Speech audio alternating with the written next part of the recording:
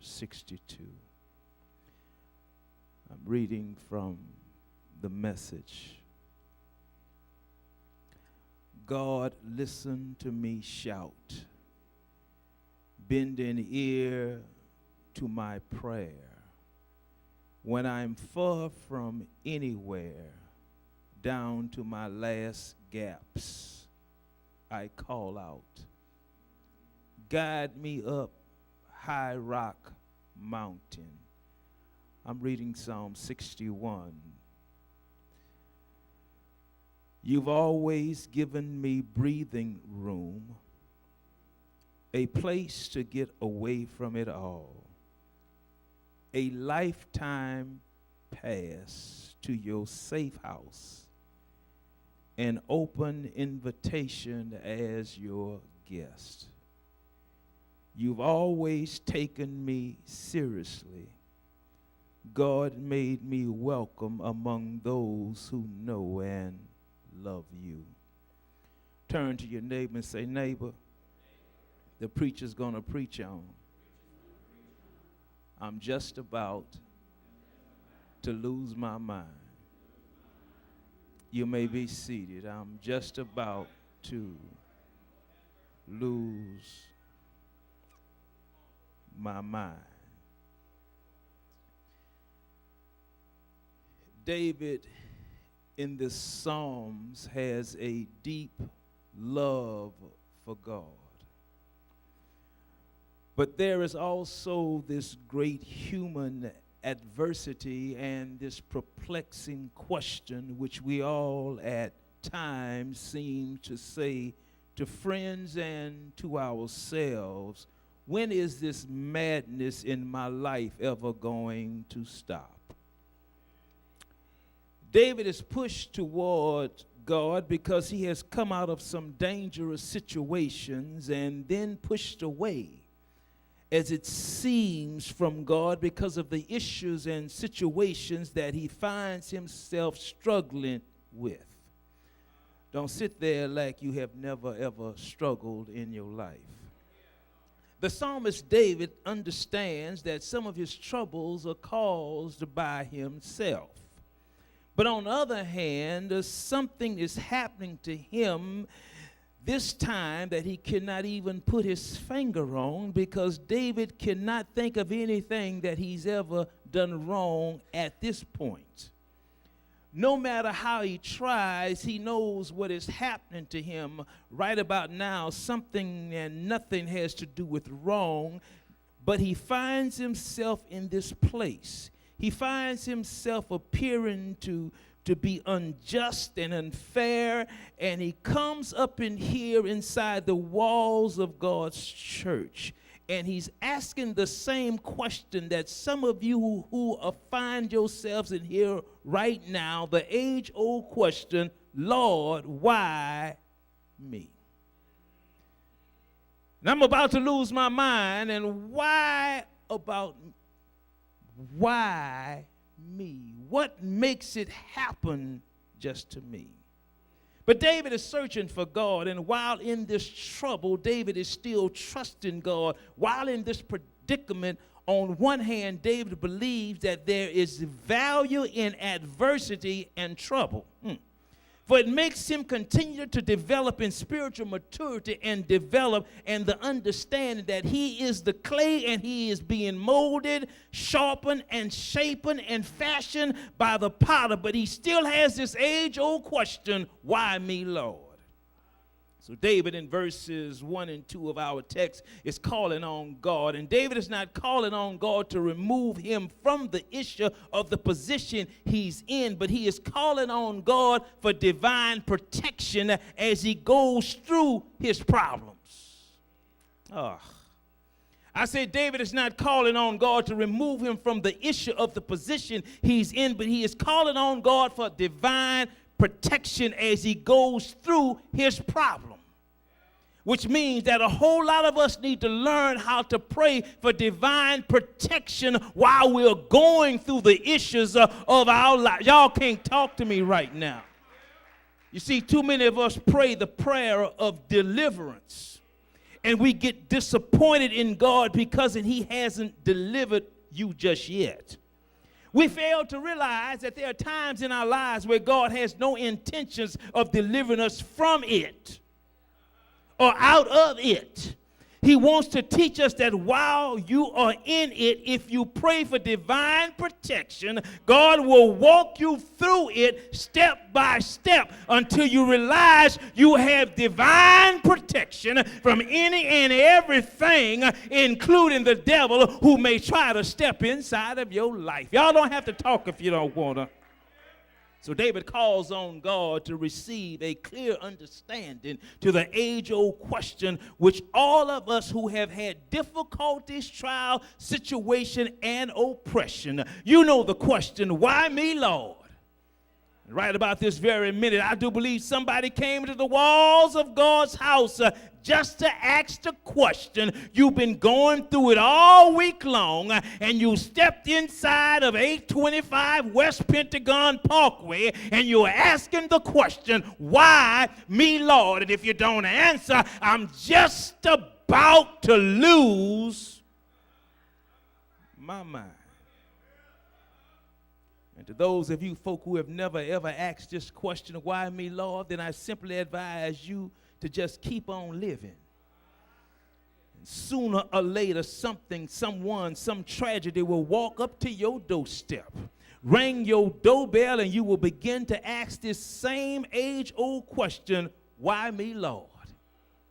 The text does not explore the nature of David's trouble. The text just tells us that David is in this fainting place. David would just like a clear understanding of the misfortunes in his life, and so he says, why me, Lord? Because something is affecting David's spiritual life. We can see the suffering aspects of David. Now, the first lesson we learn from the text is his suffering, his misfortunes, and the disasters he is being requested to bear is wearing him out. Say, wearing me out. And David is about to just drown because he's frustrated, he's depressed, he's drained, he's wearied. And David feels as though he can't take any more because the text says he feels faint. Weariness is a description of how he feels. Secondly, this adversity has him in despair, like the air is being snuffed out of him. Oh, come on now. Sometimes when you are going through, you break down, so until when you cry out, it appears as though you are having problems breathing. Anybody ever came to that point? But not only does David feel frustrated and full of despair, but he is at the point where he feels distant from God, because David says, I am speaking to you, God, from the ends of the earth. This is not the cry of a man describing his geographical location, because David knows from times past that God definitely knows where he is, but he is describing his mental and spiritual location of where he is and how he cannot feel the very presence of God in his atmosphere. But David says he feels as though God has separated himself from him. He doesn't feel as though there is no God. He knows there is a God. He knows that God has walked with him.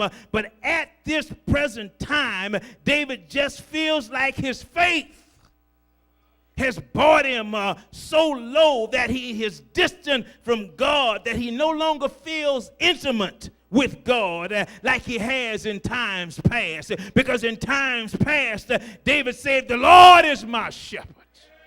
I shall not want. He makes me to lie down in green pasture, but there is no closeness and no attachment. David feels as though as God is on the other side of the earth.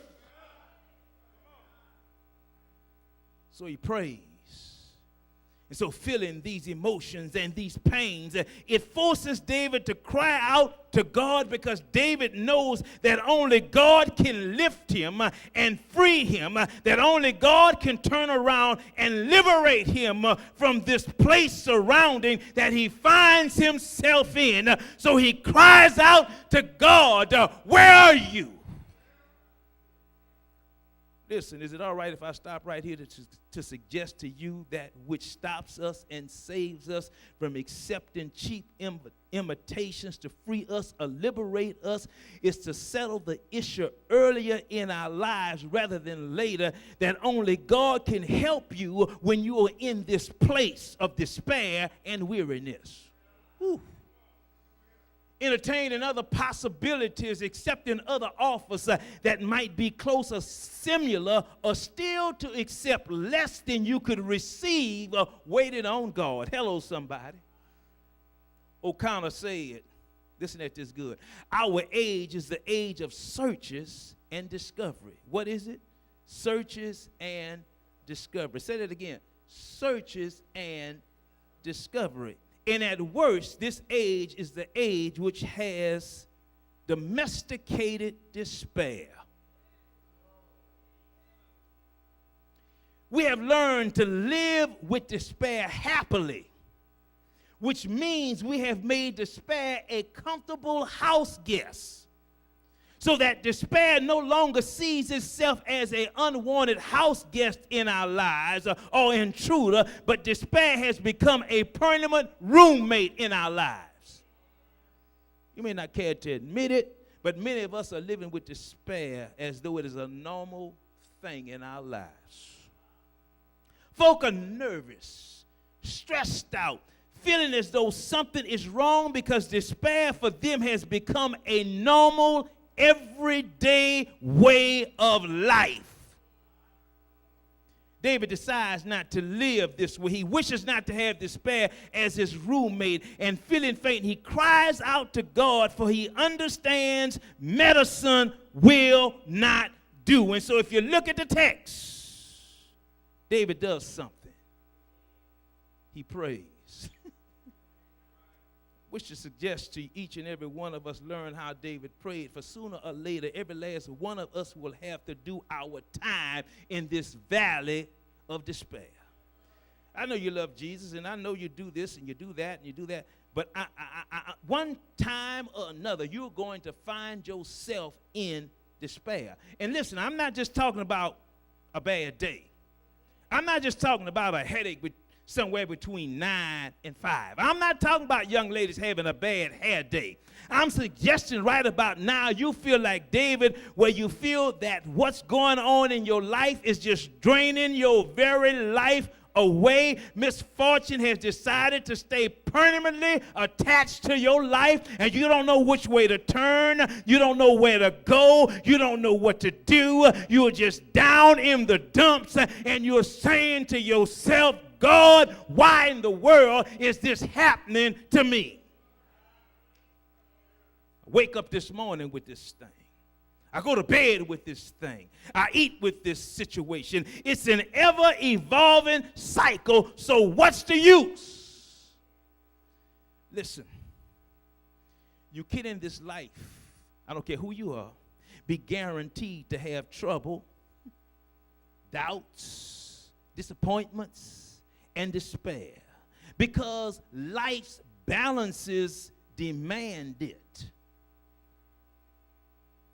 Just stay with me. I'm gonna get you shouting after a while. Just listen to me. See, if you can't go through life without this kind of depression, you will never, ever, ever go through life without being depressed sometimes.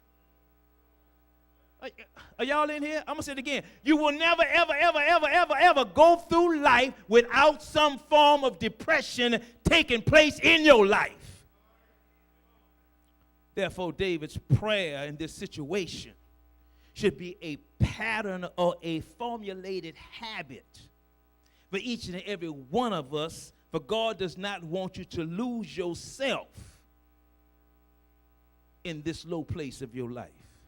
David tells us prayer is your way out and up from these low places. Now, a philosopher said that the greatest hazard of all, listen at this, is losing oneself. And the problem with losing oneself can occur so quietly as if nothing is really happening in your life. The philosopher goes on to say any other loss in your life, the loss of money, the loss of an eye or a leg or money, is sure to be noticed. But losing oneself is not noticeable. That's why we have so many suicides. Because losing oneself is not noticeable. Because one can hide losing yourself. We can fellowship with people around each and every day, work day, church day, full of pain, but at the same time, not realizing that we have lost ourselves. Did y'all hear what I said? So then David has just enough faith left, just enough trust left, just enough belief left, just enough desperation left, just enough strength left. He has just enough of will to call on God and pray. So my question is, David, in a situation like this, how and what do you pray? I mean, now I lay me down to sleep, I pray the Lord my soul to keep, is not going to work. Well, write this down. The first thing David prays for is for cosmic navigation. I say David prays first for cosmic navigation. David prays that the Lord will guide him and lead him. Well, on the surface, that doesn't sound like much to you. Because you are a Christian are saying, I thought God was leading me all the way in the first place. But in the Hebrew, when it says cosmic navigation, it means more than just give me direction or chart me a course for which I can follow. Here is what it really means. God, I'm about to lose my mind. I'm about to throw in the towel. I'm about to put up a white flag. God, if you don't come bear me up, God, if you don't come and carry me in this valley, I'm going to drop right here. I think I'm in somebody's neighborhood. That's a recognition of your situation when you are in a low place, when you are feeling that you're about to faint, when this burden gets too heavy and you can't even rely on your own instincts. What you think you know, because your life is leaving you and you start seeing things that's really not there. You start hearing words in one way when they are saying something else. You have your feelings on your shoulders. You are irrational. You are always on edge. So David says, in that place, you need to give up the controls in your life and surrender the steering wheel of your life and say to God, lead me, O thou great Jehovah, pilgrim through this barren land. I am weak, but thou art mighty. Hold me with thy powerful hand. Oh, I know some of us can put on a good show. We can fake it. But the truth of the matter is, if God doesn't carry me, if God doesn't hold me, if God doesn't pick me up, I'm going to faint right here. Lesson. When life takes that much from you, when what's happening to you pushes you into your dungeon, there's only one thing to cling to. I say there's only one thing to cling to. You need to learn how to surrender. Turn to your neighbor and say surrender. Now turn to your other neighbor and say surrender. Y'all not saying it loud enough. Say surrender. Say it one more time, surrender. Now the reason why you're saying surrender is because sewn into your fabric of spiritual surrender is the want for obedience. For if you believe in the substance of prayer, like you do the practice of prayer, then praying gives you the chance to live like you are already on the other side of you feeling messed up and faint. While you are still feeling tore up from the floor, I can't get no witness in here, you are already on the other side of your dungeon. When you trust in the substance of prayer and not just the practice of prayer, once I say what I need from God in prayer, I ought to start acting like I already have it. Living like I already have it. Talking like I already have it. Until what I requested catches up with me. Is there anybody up in here who knows what I'm talking about? You don't sit around waiting for the evidence to show up. The devil is a liar. If you know God hears and answers prayers, then act like it. Believe the promises. Ask and you shall receive. Seek and you shall find. Knock and the doors shall be open. I can't get no veteran Christians up in here to just wave your hands. You don't wait for the job to come to you. You start talking about the job to the people around you. You don't wait until the doors open. You start telling people, honey, I'm checking doorknobs because I know after so many locked ones, one of them got to have my name on it. Who am I talking to? I'm talking to you. Come on, high five your neighbor and start living like you're on the other side of your blessings. So then, what is your belief in the substance of prayer? Inquiring minds want to know. David is not like the folk in this particular church who became worried when they heard a man was buying property near their church and that he would build a nightclub on it. They decided they would come to the church and have a prayer meeting. They prayed that the Lord would handle this man and his building because they did not need a nightclub near their church or even in their community. The night after the church prayed, the nightclub burned down to the ground. The church members were surprised.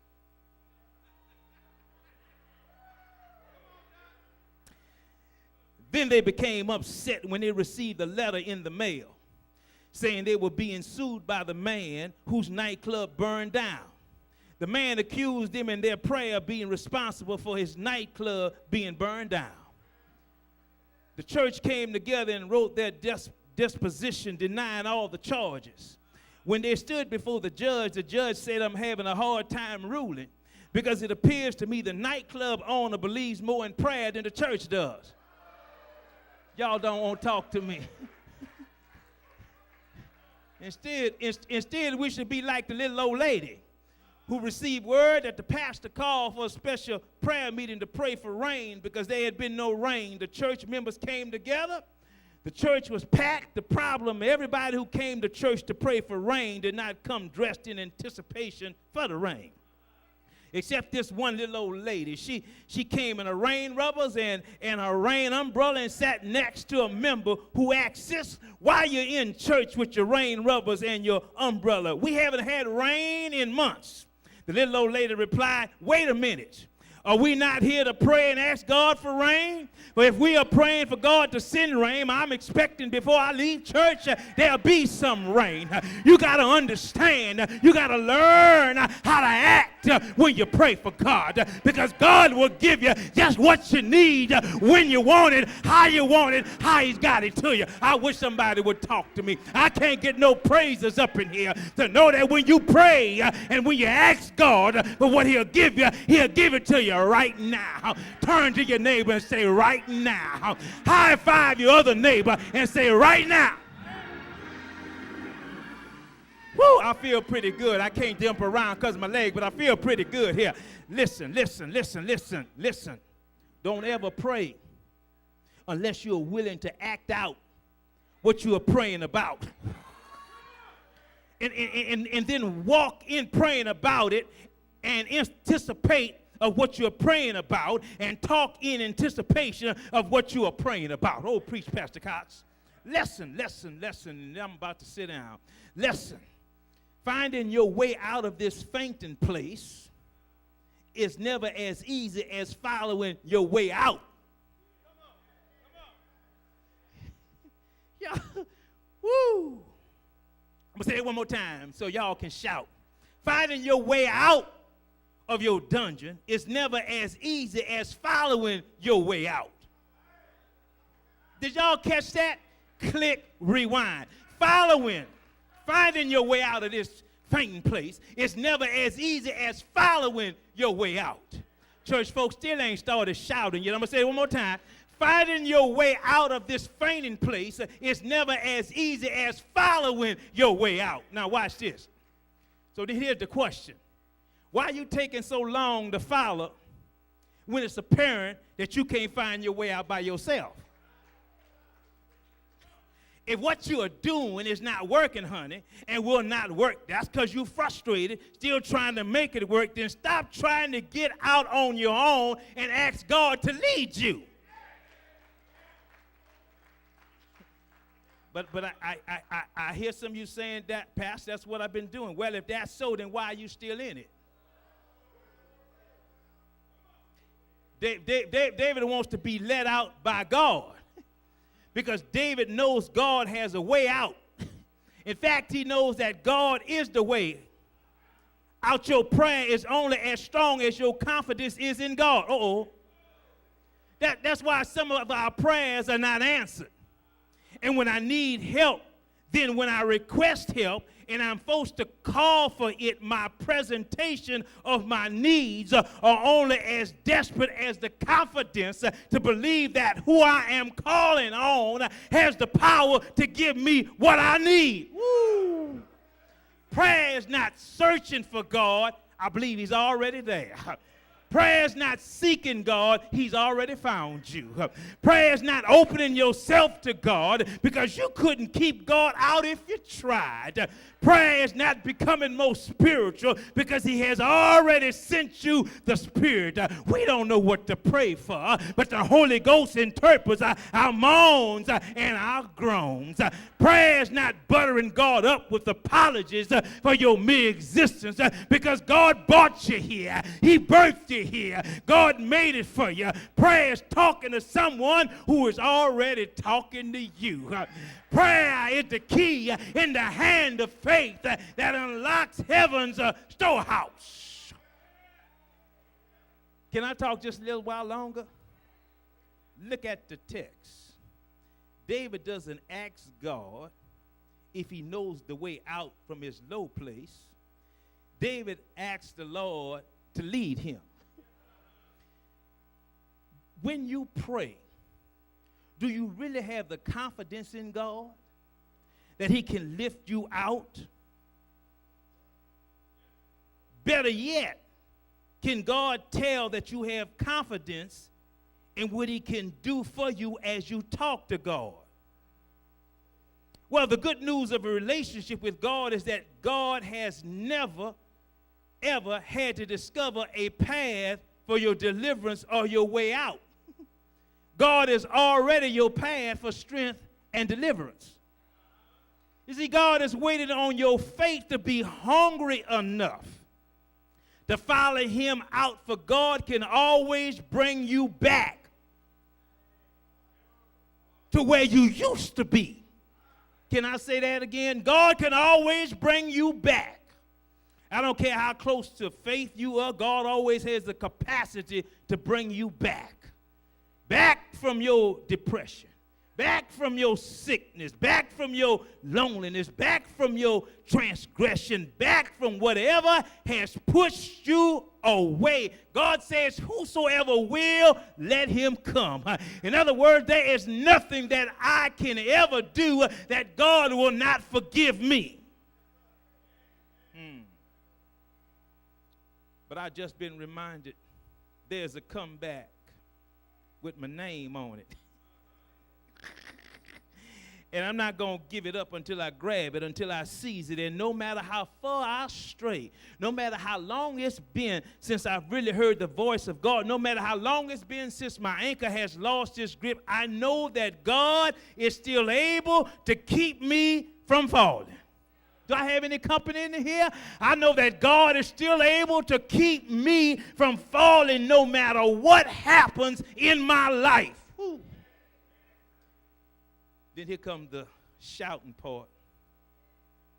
David says, I want to be led to the rock that is higher than I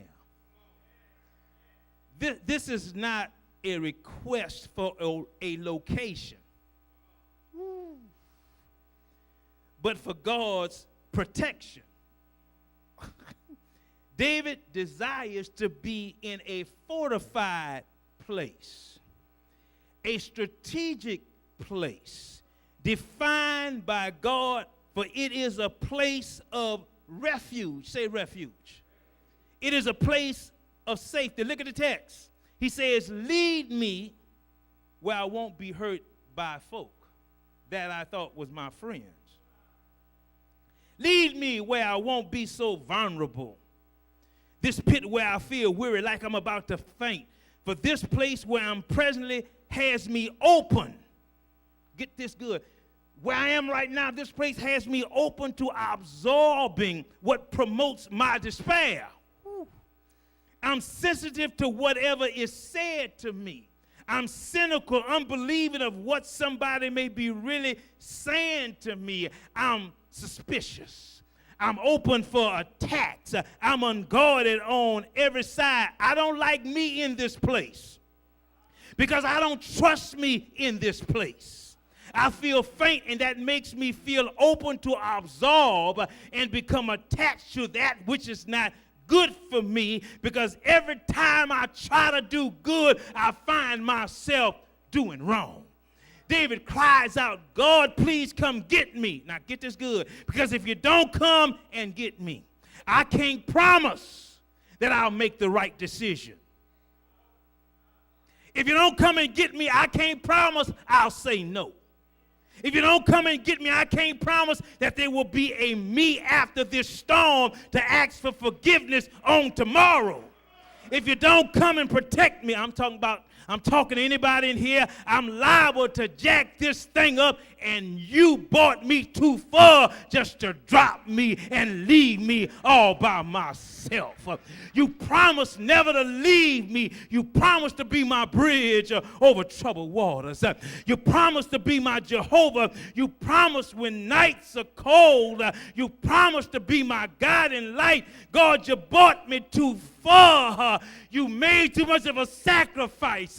My future is on the altar of a season of trouble, and this kind of exposure is too dangerous for me, so hide me in a rock.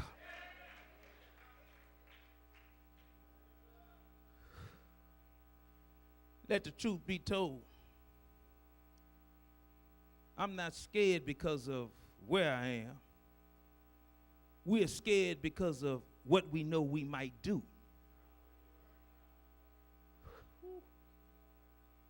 Did you hear what I just said? The truth be told, we're not scared because of where we are. We are scared because of what we know we might do if we stay where we are. We will change our expectation of ourselves.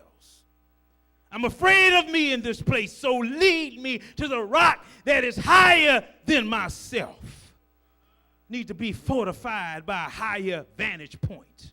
I need to be lifted by you leading so I can feel less vulnerable. Lead me to a place where I can feel secure, because at this point, my circumstances has made me feel like a refugee. Made me feel like I don't even know who you are. My circumstances has pushed me away from my normal comfort zone, and I need a strong place, a hiding place. And I want you to know that God wants to hide us on a rock. Tired of trying to survive. Tired of the struggles I need to know. Tired of all of this situation, but here's the good news. I thought I ought to tell you, just keep on pushing. Turn to your neighbor and say, neighbor, keep on pushing. Oh, y'all not saying it. Y'all ain't saying it loud enough. Turn to your other neighbor and say, neighbor, keep on pushing. You still ain't saying it loud enough like you need to believe it. Neighbor, keep on pushing. I know you're weary, and I don't mind telling you. I get weary sometimes myself. But I heard the voice of Jesus saying, still the fight on. For he promised never to leave me, never to leave me alone. So keep on believing, keep on trusting, keep on yet holding on, keep on standing. I know it's rough, but when the tough gets going, the going gets tough. So keep on striving. And one of these days, we shall thank God for our troubles. When we all delivered into the fullness of our inheritance in Jesus Christ, we shall thank him for every sorrow. We should thank him for every night where we drenched our pillows with our tears. We should thank him for every disappointment. We should thank him for every failure, every burden. We should thank him when we shall no longer see through a dark cloud. We should thank him for every mountain in our lives. We shall stand on the shores one of these days of eternality. Our voices will rise up and sing that song that the heavenly angelic choir cannot sing. And as we stand next to Jesus, the angels will ask the question as they look at Jesus and then look at us. They will nudge one another and say, which one is Jesus? It's almost impossible to conceive, but there it is. The Bible says in Corinthians that when God appears, I don't know how, don't know when, but when he comes, we shall be like him in love, like him in mercy, like him in grace, like him in eternality. Is there anybody in here who want to be like Jesus? If you want to be like Jesus, say yeah, say yeah. Didn't he wake you up this morning? Yeah. Didn't he start you on your way? Yeah. Is there anybody up in here who can say Jesus is the lover of my soul? Say yeah. Say yeah. Is there anybody up in here who can say the Lord is my shepherd? I shall not want. He maketh me to lie down in green pastures. He leadeth me beside the still waters. Yes. Yeah. Yeah.